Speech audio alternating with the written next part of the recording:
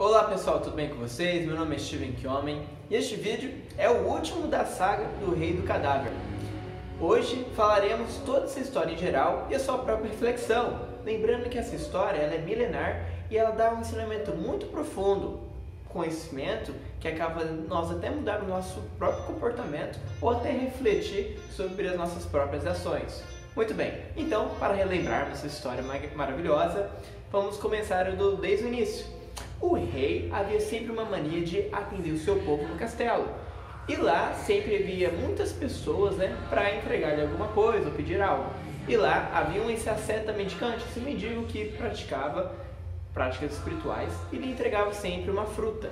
Toda vez ele entregava uma fruta, todos os dias, durante 10 anos ele fazia exatamente aquilo.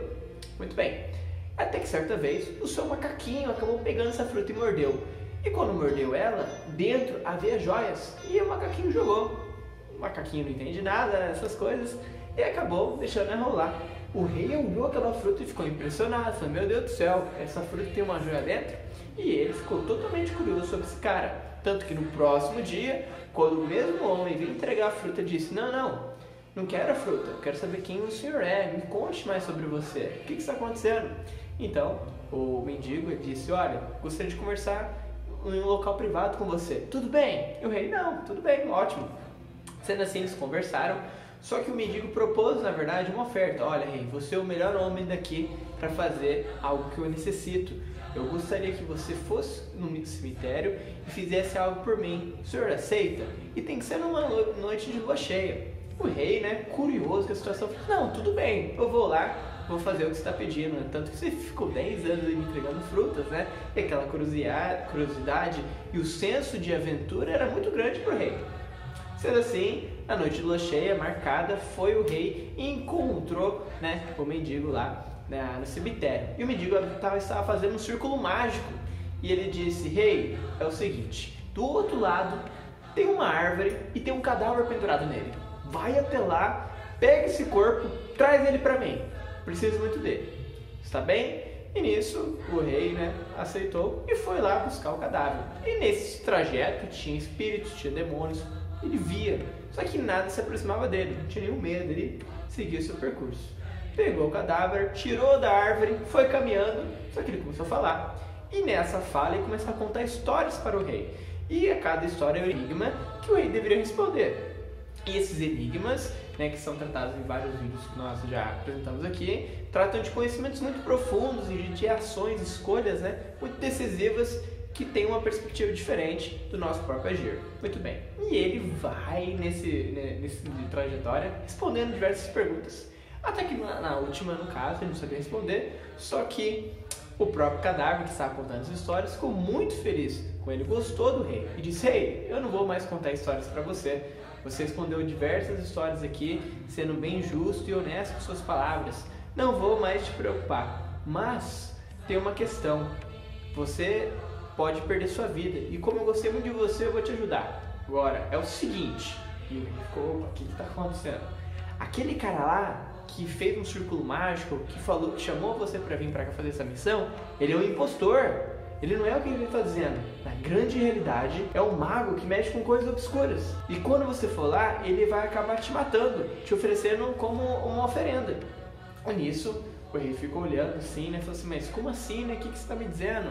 E nisso, o cadáver continuou: olha, é o seguinte, faça o que eu estou dizendo e você poupará a sua vida. Olha, preste muita atenção. Quando você chegar lá, você entregará esse corpo para ele. Ele vai limpar esse corpo e vai pedir para você ficar no meio do círculo mágico. Ele vai colocar o corpo na sua frente. E ele vai pedir para você ajoelhar. E quando ele se ajoelhar, ele vai arrancar sua cabeça fora. Mas, antes disso, peça para ele mostrar o que ele tem que fazer. Pois assim você vai arrancar a cabeça dele e depois arranque também o seu coração para utilizar como oferenda. E em vez de você, será ele que será a oferenda desse ritual de magia negra. Mas isso é para retornar eu à vida e ele ter um controle muito absurdo sobre esse mundo. Faça o que eu digo, rei, que você poupará a sua própria vida. E nisso, o cadáver, lembra que o cadáver estava nas costas dele, mas era um espectro, é como se fosse um espírito que tivesse nesse corpo. Esse espírito deixou de falar. Muito bem. O rei, caminhando, chegou no círculo mágico, próximo círculo mágico, entregou o corpo e nisso, né, esse mendigo, né, pegou, né, o corpo, limpou o corpo, fez todas as coisinhas pro ritual, deixou no meio do círculo e pediu: rei, agora por gentileza, para a gente finalizar, gostaria que o senhor ficasse aqui no meio, se ajoelhasse, né, e abaixasse sua cabeça, né, para a gente finalizar esse ritual. E então o rei disse: olha, eu faria, mas o senhor poderia me mostrar como seria? Então o mendigo, muito paciente, né, tranquilo, disse: não, muito bem, eu farei. E disse: olha, é assim que você faz, você vem aqui no círculo do meio, abaixa a cabeça. E no que ele abaixou a cabeça, o rei cortou sua cabeça fora, depois arrancou seu coração, pegou ele na mão e a cabeça e ofereceu como oferenda. E nisso veio um som muito absurdo de batidas, de espíritos, demônios gritando, de aplausos, como alguém tivesse vencido uma batalha. E nisso o cadáver se levantou e nele já estava aquele próprio espírito. E disse: rei, muito bem, você diz o que foi falado para ti, muito sábio de você. E agora estou muito lisonjeado, porque este homem aí, ele iria fazer algo muito absurdo. Ele ia ter o poder com esse ritual de controlar todos os espíritos, demônios e outras criaturas desse universo. Ele ia dominar esse mundo para fazer suas piores coisas que ele podia ter em sua mente. Ele era muito perverso. Mas você, como muito sábio e certeiro, preveniu tudo que isso acontecesse. Além disso, eu te atrapalhei muito nesse caminho. Contei várias histórias e mesmo assim você conseguiu chegar até aqui. Por isso, queria te oferecer, né, algum desejo. O que você mais deseja para eu te conceder? O rei olhou e disse: olha, o que eu mais desejaria é que essas histórias que você me contou jamais fossem esquecidas. Elas são muito lindas, me ensinam muito e faz com que eu repense muito sobre a vida. E acho que essas histórias seriam suficientes para acabar transformando alguém. E nisso, o cadáver, né, no caso agora, né, está vivo, não é mais cadáver, disse: muito bem, essas histórias serão recitadas para todo mundo e jamais serão esquecidas. Sempre aquele que escuta essas histórias, né, ficará livre dos pecados, pois conhecerá a total verdade. E nisso, desapareceu. E instantaneamente, quando esse cara desapareceu, veio Shiva. Lembrando que Shiva faz parte da tríade, né, do hinduísmo. Shiva é o deus destruidor, né, ou também o mestre yogi, né, um cara muito venerado na Índia. E Shiva apareceu ali e estava muito agradecido pelo ocorrido. E disse: rei, muito bem, você fez algo muito generoso e certeiro aqui nessa trajetória. E estou aqui para te entregar aqui essa espada libertadora. E Shiva estava acompanhado de outros diversos deuses também. Apesar que tem nome de destruidor, pensa sempre no renascimento. Tudo que acaba inicia algo. Então ele faz essa dança, né, do que era o que é do passado para o futuro, essa transmutação, certo? Então ele é uma coisa ruim, assim dizendo. Então ele falou assim: agora eu te dou essa espada para você, que é essa espada libertadora. E você sempre, e com essa espada você vencerá qualquer obstáculo, tirando sempre o véu da ignorância de todos e de si mesmo. E isso aconteceu pois você conseguiu nos libertar desse mago negro que acabaria com todo o nosso universo. E assim, né, foi consagrado o rei, né, como um dos mais sábios, e toda a sua vida no qual ele acabou comandando ali como rei, ele preservou. E enquanto ele vivia, né, com essa sua espada, com todo o conhecimento, preservou o mundo da melhor maneira, até que ele foi para outro mundo. E durante esse tempo ele tinha esse poder, né, sobre os espíritos e de todas as criaturas. Pois lembrando, aquele ritual fez com que ele tivesse também esse poder consigo mesmo, tá? Então, gente, essa é a história finalizada, né, do rei do cadáver. Mas, novamente, como sempre digo para vocês, tem um aspecto filosófico. O que significa toda essa história? O que significa todo esse complexo? Veja, a gente tem vários simbolismos nessa história que a gente vai mencionar aqui do início ao fim. Lógico, né? Dos contos já foram mencionados. Agora contaremos para vocês a parte filosófica dessa história até o final. Lá no início, o rei recebia essa fruta valiosa. Diversas vezes, todo dia, a fruta era oferecida para ele. E, dessa maneira, o rei, desatento, não reparava que essa fruta tinha uma joia dentro dela. E somente percebeu essa importância quando o macaco acabou mordendo ela. Mas olha só, o macaco, ele representa o nosso aspecto genuíno, nossa ação genuína perante as coisas. quando estamos genuinamente agindo, conseguimos perceber a façanha, a beleza das coisas, a verdade em si, o conhecimento que está sempre velado. Normalmente estamos sempre desinteressados com as coisas. Às vezes perguntamos para alguém como ela está, sem realmente querer saber a resposta, esperando somente o tudo bem. E quando nós realmente aprofundamos se realmente a pessoa está bem ou não, conseguimos incluir dentro de um mundo da outra pessoa e ali talvez gerar até uma futura amizade próspera, assim como outros assuntos. Às vezes ouvimos alguns temas, vimos com superficialidade e não adentramos, não damos a devida atenção para aquilo, e aquilo por trás há algo precioso. E essa preciosidade é essa fruta valiosa. E o macaquinho, como dito antes, como que ele está se divertindo é nesse aspecto humano de fazer as coisas genuinamente. E essa ação genuína, às vezes sacamos, percebemos aquilo. Mas será que realmente precisamos somente estar nesse aspecto? Poderíamos ser uma ação para todos e totalmente ser atenciosos, com as coisas que estão para nós. Assim também, na história, temos esse mago que periodicamente entregava essa fruta e batia na porta dele.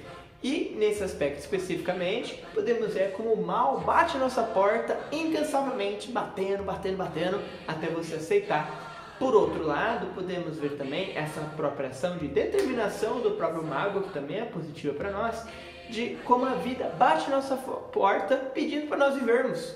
Assim como a morte bate para pedirmos para nós renascer. São petições que a vida nos oferece, petições que o mundo nos dá para termos uma reação. E às vezes a nossa reação de desentendido ou de desatenção não faz com que seguimos o que devemos ser feito. O rei, após esse fato, ele acaba indo a esse mago, nesse impostor, e faz esse percurso contando essas histórias. Essas histórias nada mais é do que o passado confrontando o próprio presente, confrontando o que ele é ali naquele momento. E, curiosamente também, confronta a teoria e a prática. Como assim? No aspecto de teoria e prática, vemos que o rei, de uma das histórias, a primeira que ele contou era sobre uma moça, os pais de uma moça que havia falecido, pois eles ficaram muito envergonhados. E nessa história, quem era realmente responsável pela morte era o próprio rei, pois naquela história o rei ele não havia prestado atenção ao que havia acontecido no reino dele, e essa desorganização acabou incorrendo uma fatalidade na morte dos seus cidadãos. Muito bem, mas o próprio rei, ao responder essa questão, muito sabiamente, ele mesmo não teve a competência de perceber que aquele mago era um impostor também. Ele não teve a percepção. Então a vida, ela acaba às vezes jogando nós nos jogos mentais que sabemos na teoria, mas não exercemos na prática. Quantas coisas sabemos, reconhecemos, admiramos, mas não realizamos. E isso transcorre várias vezes em diversos momentos.